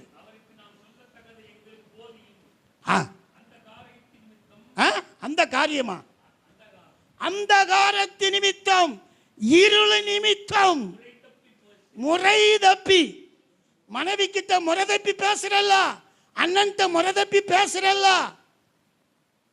நண்பன்ட்ட முறை தப்பி பேசுறல்ல, பாஸ்டர்ட்ட முறை தப்பி பேசுறல்ல. சவுல உங்களுக்கு தெரியுங்களா? அபிஷேகம் பண்ணப்பட்ட சவுல் அபிஷேகத்தை இழந்த போது, யோனாத்தானும் தாவீது ஒன்னா நடந்த போது, யோனாத்தான தாவீத யோனாத்தான் அப்பங்கையில் ஒப்பு கொடுக்கல என்பதற்காக சொந்த பிள்ளை என்ன பேசினான் தெரியுமா? பேலியாளின் மகனே, ரெண்டகமும் மாறுபாடு உள்ளவளும் ஆகிய பேலியாளின் மகன். மனைவிய வேசியின் மகனே. ஆசி பைபிள்ல வேசின்னு சொல்றான் மனைவிய. அபிஷேகம் போயிருச்சு, இருள் வந்துருச்சு, அப்பதான் பேசுற முறை தப்பி. ஒரு அலையிலையா சொல்லுவோமா? வேதத்தில் 9 பேர் அப்படி முறை தப்பி பேசினதை நம்ம வேதத்தில் படிக்கிறோம். நேரம் இல்லை. அப்ப இருள் யார்கிட்ட என்ன பேசுனே தெரியாம பேச வச்சிருதுல. நம்ம நினைக்கிற பேசுனா நம்ம பெரிய ஆளுன்னு. பெரிய ஆளுங்க, நமக்கு ஞானம் இருக்குதுங்க, அறிவு இருக்குதுங்க. தாமஸ் குத்திட்டாங்க, அறிவு இல்லை. உனக்கு இப்போ தெரியும், ஆண்டர் மண்டையில் கொட்டும் போது தான் தெரியும். பெருமை உள்ளவனுக்கு கர்த்தர் என்ன செய்கிறார். முறை தப்பி பேசாதீங்க. உங்கள் கீழே உள்ள பிள்ளையானால் முறை தப்பி பேசாதீங்க. முறை தப்புன வார்த்தையே பரிசுத்த ஆவியை பெற்ற தேவ பிள்ளைகளுடைய வாயிலிருந்து என்ன செய்யக்கூடாது, வரக்கூடாது. எபேசிய நிருபத்தில் தான் பவுல் எழுதுகிறார், கெட்ட வார்த்தைகள் ஒன்றும். கேட்ட வார்த்தையா கெட்ட வார்த்தையா? ஒரு சபையில் வாசிக்க சொன்ன இந்த பொம்பளை பிள்ளை வாசிச்சு, கேட்ட வார்த்தைகள் ஒன்றும். திருப்பி வாசிமான்னு சொன்னேன், வாசிக்கல, வெக்கப்பட்டுருச்சு. கெட்ட வார்த்தை. பிள்ளைய பார்த்து நாயின்னு சொல்லுது நல்ல வார்த்தையா? மனைவியை பார்த்து லூசுன்னு சொல்லுது நல்ல வார்த்தை? நல்லா சிந்திச்சு பாருங்க. புருஷனை பார்த்து குடிகார பயல இருக்கட்டும், ஏன் பண்ணி, ஏன் நாய், ஏன் கிறுக்கு, எங்க இதெல்லாம் நல்ல வார்த்தையா? முறை தப்பி முறை தப்பி முறை தப்பி. நம்ம முறை என்னங்க? பரிசுத்தம். ஒரு அலையிலையா சொல்லுங்க பார்க்கலாம். பரிசுத்தவான்களுக்கு ஏற்றபடி விட்டுறேன். அப்ப இருள் வராது. முதல்ல என்ன சொன்ன? பாவம் வராது. எதுல? பரிசுத்தத்தில். அப்ப நம்ம யாரு? கர்த்தருடைய ஆலயம். எப்படிப்பட்டது? அப்ப பரிசுத்தத்துக்குள்ள பாவம் வராது, இருள் வராது, இச்சைகள் வராது. ஒரு அலையிலையா சொல்லுங்க பார்க்கலாம். என்ன வராது? ஆசை வராதுங்க. உலகத்தான போல சம்பாதிக்கணும், வாழணும், அதை பண்ணணும், இதை பண்ணணும், பிள்ளை அப்படி ஆக்கணும், இப்படி ஆக்கணும். நீ ஆண்டவர்கிட்ட கேட்டனா உனக்கு இச்சையே வராது. அல்லையா சொல்லுவோமா? ஞானஸ்நானம் எடுத்தோன்னா இயேசு கிறிஸ்துவை சோதிச்சா நம்ம படிக்கிறோம். இயேசு கிறிஸ்துவை சாத்தான் கொண்டு போய் எங்கே நிப்பாட்டினா? தேவாலயத்தின் உப்பரியின் மேலே நிப்பாட்டிட்டு எல்லாத்தையும் சுட்டி காட்டுறான். ஆசை இல்லாதவருக்கு ஆசை உண்டாக்க. இதெல்லாம் எனக்கு தான் தந்திருக்குது. அமெரிக்காவை பார், ஜப்பானை பார், ரஷ்யாவை பார், ஆப்பிரிக்காவை பாருயா, இந்தியாவை பாரியா, எவ்வளோ நல்லா இருக்குது, கலாச்சாரம் எவ்வளோ நல்லா இருக்குது, நாகரிகம் எப்படி நல்லா இருக்குது, எல்லாம் என் கையில் இருக்குது.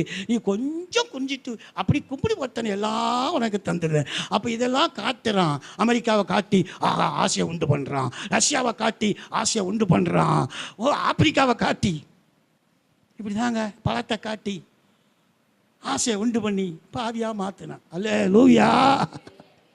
பரிசுத்தம் இருந்தால், தேவனுடைய ஆலயம், தேவனுடைய ஆவியானவர் வாசம் பண்ணுகிற ஆலயம் திருச்சபையா இருக்குமானால், நானும் நீங்கள் அப்படி இருப்போம் என்றால் உலகத்தானுக்குள் இருக்கிற ஆசை இருக்காது. கிறிஸ்துவின் உடையவர்கள் தங்கள் ஆசை இச்சைகளை எல்லாம் எல்லாம் எல்லாம் சிலுவையில் அறைந்து விட்டார்கள். ஆசை எங்க அரைஞ்சாச்சு? இயேசு கிறிஸ்துவோட சிலுவையில் அரைஞ்சாச்சு. ஞானஸ்நானத்தில் இயேசு கிறிஸ்துவோடு கூட நாம் சிலுவையில் அறையப்படுகிறோம். ஞானஸ்நானம் எடுத்து புதிய சிருஷ்டியாய் வருகிற எந்த ஒரு விசுவாசிக்கும் தேவ பிள்ளைக்கும் இச்சை என்கிற ஆசை இருக்கக்கூடாது. அல்லேலூயா. பணாசை, பொருளாசை, பதவி ஆசை, சொத்தாசை, பேராசை, புகழாசை, இது உலகம். சரி, விட்டுறேன். அதிலே பேசிட்டே போவேன். உச்சா மலையில சொல்லுங்க பார்க்கலாம். அடுத்து பரிசுத்தம். பரிசுத்தத்தில் கரைப்படவே படாமல் காத்துக்கொள்ளுகிறதான் பரிசுத்தம். அல்லேலூயா சொல்லுங்க பார்க்கலாம். மாம்சத்தால் கரை, உலகத்தால் கரை, ஸ்திரீகளால் கரை, நாவினால் கரை, பேச்சினால் கரை, கண்களால் கரை, இப்படி நிறைய கரை இருக்குது. அல்லேலூயா சொல்லுங்க பார்க்கலாம். அதெல்லாம் ஒவ்வொரு விஷயம் பேச நேரம் இல்லை. அப்போ பரிசுத்தத்தில் இப்போ 4 காரியம் உங்களுக்கு சொல்லியிருக்கிறேன். இது 3 வேகமாக சொல்லி முடிச்சிடுறேன். ஒன்று என்னது? தேவனுடைய ஆலயம் பரிசுத்தம். பரிசுத்தமாக இருந்தால் என்ன வராது? வர கூடாது. பாவம் செய்ய சொல்லுவோமா? பாவத்துக்கு இடம் கொடுக்கவே விரட்டி அடிக்கணும், விளக்கு மாத்த கொண்டு. ஒரு அலையிலையா சொல்லுவோமா? சத்தம் அலையிலையா சொல்லுவோமா? 2வது என்ன இருக்கக்கூடாது? 3வது இச்சைகள் வர, எந்த ஆசை வரக்கூடாது. ஆண்டவர் கொடுத்த 10 கட்டளையில் அவரே கல்லை உண்டு பண்ணி, அவரே கஷ்டப்பட்டு, அவர் விரலினால எழுதப்பட்டதில் தான் இச்சியாதிருப்பாயாக. அல்லேலூயா சொல்லுவோமா? பிறனுடையதை எதை பார்த்தும், உலகத்தாண்டு எதை பார்த்தும், பொருளோ பொண்ணோ பணமோ எதை பார்த்து ஒரு விசுவாசி என்ன செய்யக்கூடாது? கர்த்தர் தந்தா வாங்கி வச்சுக்கோ. ஒரு அல்லேலூயா சொல்லுவோமா? அவன் போட்டு போகிற சட்டையை பார்த்து, பேண்டை பார்த்து, சாரியை பார்த்து, அவன் கட்டின வீட்டை பார்த்து, அவன் வச்சிருக்கிற வாகனத்தை பார்த்து, அவன் போட்டுருக்கிற மோதிரத்தை பார்த்து நிறைய சொல்லிட்டே போவேன். எந்த ஆசையும் ஒரு அல்லேலூயா சொல்லுங்க பார்க்கலாம். அப்போ தான் நீ பரிசுத்த ஆலயம் கிறிஸ்துவின் மேல் கட்டப்படுற. அங்கே தான் தேவன் எதை அனுப்புகிறாரு? ஆசீர்வாதத்தையும் நன்மையும். அல்லேலூயா. 5வது பரிசுத்தத்தில் உலகமே இருக்காது. என்ன இருக்காது? உலகத்தில் என்ன இருக்கிறது? மாம்சத்தின் இச்சை, கண்களின் இச்சை, ஜீவனத்தின் பெருமை. இது 3 விளக்கம். அல்லேலூயா சொல்லுங்க பார்க்கலாம். உலகமே இருக்காது. உலகத்தான போல வாழ முடியாது, உலகத்தான பேச முடியாது. ஆண்டவர் சொன்னார், நான் உங்களை உலகத்தில் இருந்து தெரியாதோ, நான் உங்களை உலகத்தில் இருந்து தெரிந்து கொண்டேன். நான் உலகத்தான் அல்லாதது போல நீங்களும். அதனால தான் உலகம் உங்களை என்ன செய்யும்? நம்ம பார்க்கக்கூடாதுன்னு நினைக்கிறோம். ஊழியக்காரங்கள் அப்படித்தான், வருமானம் போயிடக்கூடாது, விசுவாசியை பகிச்சிடக்கூடாது அப்படின்னு சொல்லி இன்னைக்கு போதகம் எப்படி ஆயிட்டு தெரியுமா? அதை நான் இப்போ கடைசியில் சொல்லி வாசித்து முடிச்சிடுறேன். இப்போ பரிசுத்தத்தில் உலகம் இருக்காது, பரிசுத்தத்தில் ஒழுங்கும் ஒழுக்கமும் காணப்படும். அல்லேலூயா சொல்லுங்க பார்க்கலாம். டிசிப்ளின், குட் காண்டக்ட், ஆங்கில பைபிள் எழுதியிருக்கு, விட்டுறேன். பாருங்க, இப்போ உங்களுக்கு 7 காரியத்தை சொல்லிட்டேன். இப்போ இந்த பரிசுத்தம் குலைக்கப்படுது. யாரால? வாசிங்க, ஏசாயா தீர்க்கதரிசன புஸ்தகம் 3ஆம் அதிகாரம் 12ஆம் வசனம் வாசிங்க பார்க்கலாம். ஏசாயா 3:12. ஒடுக்குகிறவர்களாக இருக்கார்கள் ஸ்திரீகள். நேராகி போச்சு, சாரி. அவரை ஆளுகிறார்கள். என் ஜனமே, ஜனத்துக்கு எச்சரிக்கை, என் ஜனமே, உன்னை நடத்துகிற பாஸ்டர்கள், உன்னை நடத்துகிற தீர்க்கதரிசிகள், உன்னை நடத்துகிற போதகர்கள் உன்னை மோசம் போக்கி, நம்ம நினைக்கிற சாத்தா மோசம் போக்கிட்டான், சாத்தா மோசம் போக்கிட்டான்னு சொல்லுறோம். ஆனால் ஆண்டவர் சொல்லுகிறார், சாத்தா நல்லப்பா, உன்னை நடத்துகிறவன் உன்னை மோசம் போக்குகிறான். அல்லேலூயா. உச்சாமலேலியா சொல்லுவோமா? உச்சாமலேலியா சொல்லுவோமா? எப்படி மோசம் போக்குறான்? எசேக்கியேல் 13:16 படிங்க. இந்த ஒரு சில வசனம் வாசித்து முடிக்க போகிறேன். வேகமாக வாசிங்க. விளக்கம் சொல்ல முடியாது, நீங்கள் புரிஞ்சுக்கிறதுக்காக. எப்படி மோசம் போக்குறாங்க?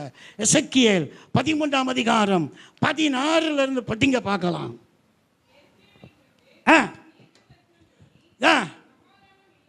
சமாதானம் இல்லாதிருந்தும் சமாதானம் உண்டென்று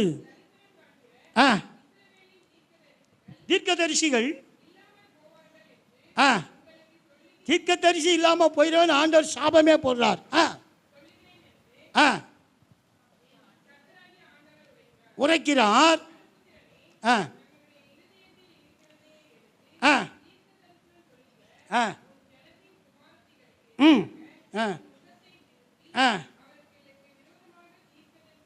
உரைத்து சொல்ல வேண்டியது என்னவென்றால், நல்லா கவனிங்க, எப்படி மோசம் போக்குறாங்கன்னு சொல்கிறேன்.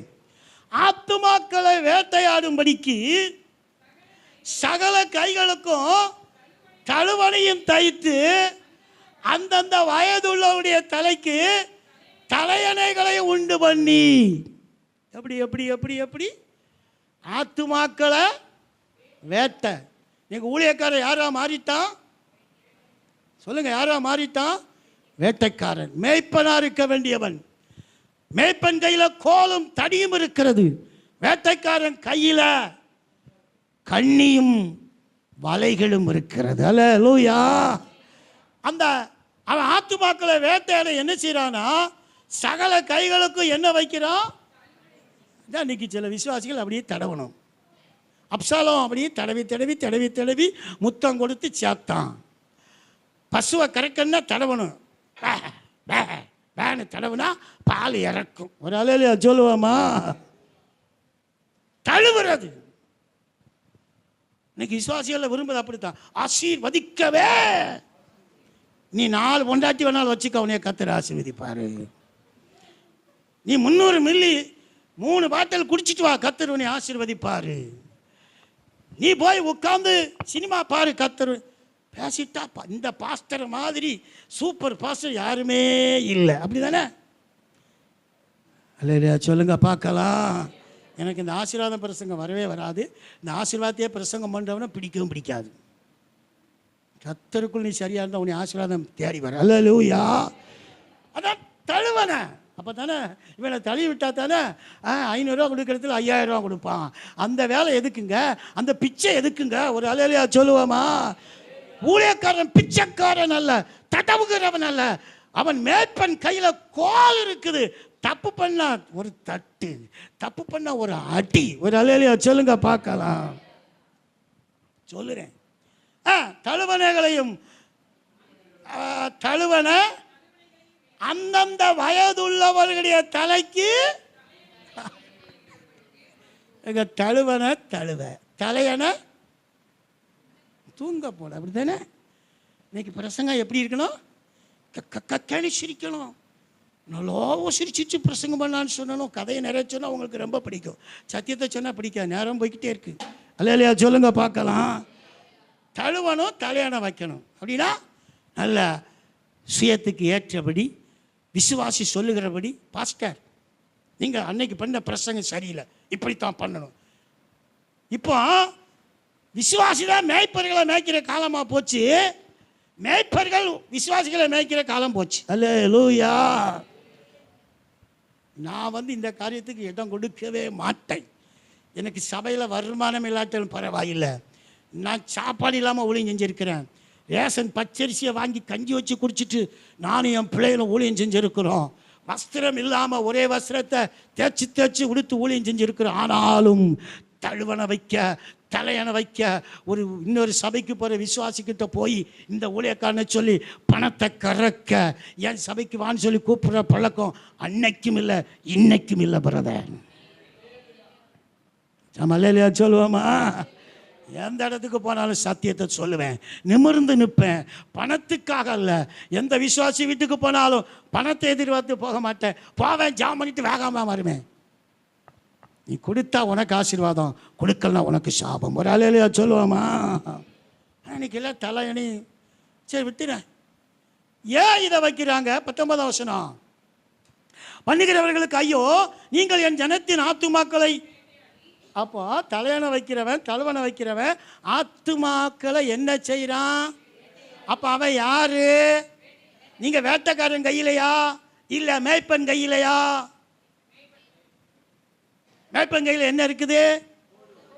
அப்போ அடிப்பார், வாங்கிக்கிறணும் இல்லையா? சொல்லுங்க பார்க்கலாம். நாங்கள் தான் உங்களை அடிக்க முடியும், வாத்தியார் தானே பிள்ளைய அடிக்க முடியும். இப்போ பிள்ளைய வாத்தியார் அடிக்குது, அது மாதிரி இன்னைக்கு பாஸ்டர் மாற பிள்ளைகள் அடிக்குது. நீங்கள் அடிக்கலப்பா, கோச்சிக்கிறாதிய இல்லையா? சொல்லுங்க பார்க்கலாம். ஆத்துமாக்களை வேட்டையாடி அவர்களை உயிரோட நீங்க காப்பாற்றுவீங்களாப்பா? சாகத்தகாத ஆத்துமாக்களை கொல்வதற்கும் உயிரோட இருக்கத்தக்க ஆத்துமாக்களை உயிரோட இருக்க தகாத ஆத்துமாக்களை உயிரோட, அது எப்படிங்க புரிஞ்சு கொள்றது?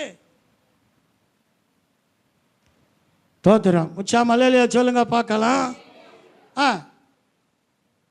வாசிக்கணும். பொய்க்கு செவி கொடுக்க, அதாவது கண்டிக்க வேண்டிய இடத்துல கண்டிப்பதில்லை, கண்டிக்க கூடாத இடத்துல கண்டிக்காம இருக்க வேண்டிய இடத்துல கண்டிக்காமல் இருப்பது. ரெண்டு வேலை நடக்குது. தான் சாக வேண்டிய ஆத்மா சாகத்தான் வேணும். அல்லேலூயா சொல்லுவோமா? இன்னைக்கு பாவம் செஞ்சு தீமை செஞ்சு வருகிற ஆளை தடவி தடவி சபையில் வச்சா உடைக்கிறவன் உடைச்சிட்டு தான் இருப்பான், பாவம் செய்யணும் பாவம் செஞ்சுட்டே இருப்பான், திருந்த மாட்டான். அல்லேலூயா. சபை பெருகும், வளரும், வருமானம் நிறைய பெருகும், லக்ஸரியாக வாழலாம். ஆனால் கர்த்தர் மேய்ப்பர்களுக்கு சரியான அடி வச்சிருக்கிறார். விட்டுறார். வாசிங்க வாசிங்க. ஆத்துமாக்களை காப்பாற்றுவதற்குமாக ஏன் நீங்கள் பொய்க்கு செவி கொடுக்கிற? யாரு யாரு பொய்க்கு செவி கொடுக்கிறது? யாரு பொய்க்கு செவி கொடுக்கிறது? யாரு யாருங்க? யாரு? ஆண்டவர். என் ஜனம். ஆண்டவர் பிள்ளைகள்லாம் எதுக்குத்தான் செவி கொடுக்காங்க? பொய் பிரசங்கம் பண்ணால் நல்லா இனிமையாக இருக்கும்ல. இன்னைக்கு மேடை பிரசங்களை பார்க்குற பாட்டில் பொய் எவ்வளோ பொய். பரிசுத்தத்தை பற்றி ஒரு அம்மா பாடுது. ஏ அப்பா, அந்த அம்மா பாடுற பாட்டுக்கும் அந்த அம்மாவுக்கு போட்டிருக்க அலங்காரத்துக்கும் சம்பந்தமே? ஒரு அலையில சொல்லுங்க பார்க்கலாம். உம்மை வருத்தும் நேரமெல்லாம் என்னை திருத்த வேண்டும் தேவா. எத்தனை முறை வருத்தப்படுத்தி இருக்கிறோம் ஆண்டவரை, மனைவியை, பிள்ளைகளை, பாஸ்டரை. ஒரு நாளாவது இந்த பாட்டின் அடிப்படையிலாவது, பாட்டு நல்லா பாடி ஓன்னு அந்நிய பாஷை பேசுகிறோமே, ஆனால் பாட்டின் கருத்தை சிந்தித்து ஐயோ நம்ம வருத்தப்படுத்திட்டோமே, இன்னைக்கு நேற்று திருத்திர வழி நமக்குள்ளே உண்டாச்சு. அன்னைக்கு சபைக்கு பாட்டில் போய் அதைத்தானே மக்கள் கேட்குற. பொய்க்கு செவி கொடுக்கிற என் சனம். பொய் சொல்லுகிறதுனாலே சில வார்கோதுமைக்காகவும் அப்பத்துண்டுகளுக்காகவும் என் ஜனத்துக்குள்ள என்ன செய்றீங்க? நான் பாட்டிக்கிற நேரம் போச்சு, சாரி, மன்னிச்சுக்கோங்க நேரம் போனதுனால. அப்போ எப்படி பரிசுத்த குலைச்சல் உண்டாகுது? பொய் சொல்லுகிறதுனால. பொய்ய கேட்கறதுக்கே தேவஜனம் வாஞ்சியா இருக்கிறாங்க.